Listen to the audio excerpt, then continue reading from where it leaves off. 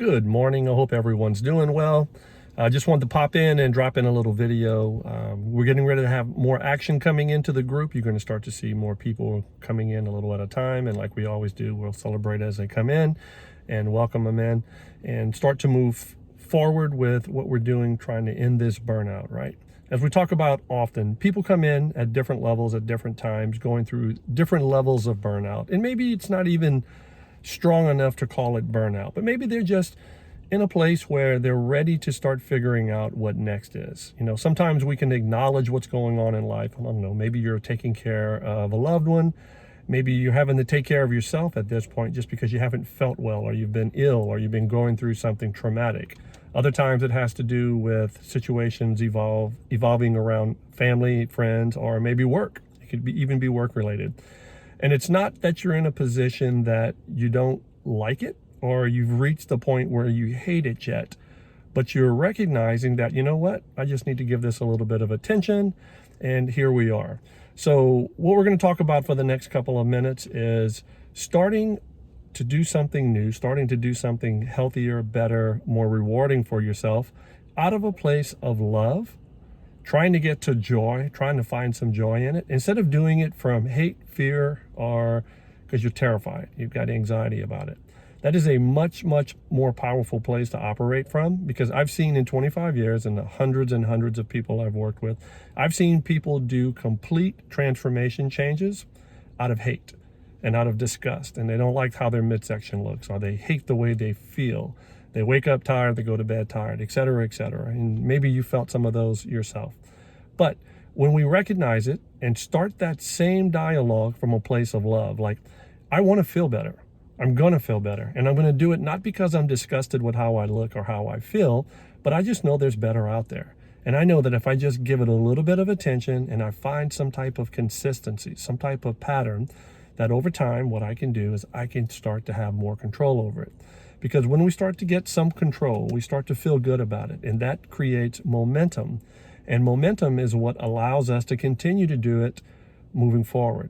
So when people start to make changes out of hate, eventually what happens is that hate goes away because they reach a goal. Let's say you've always wanted to get into a size 32 pants and you haven't been in one in a long time. Maybe you're in a 36 or a 38. Or maybe you're in a situation where when I finally make this much money, all of a sudden things are going to get better and I'm going to get happier and I'm going to find more joy in life. Or when I retire, as soon as I retire, I'm going to have more time on my hands. And, you know, the reality of all of this is that we go into many of these situations thinking that there's going to be an abundance of time, and we don't really have any control over it. It's probably the most valuable thing we have access to right now. And many times we just use it up like we have, an amazing amount that is, at some point we're not going to run out of it, is probably the easiest way to say it.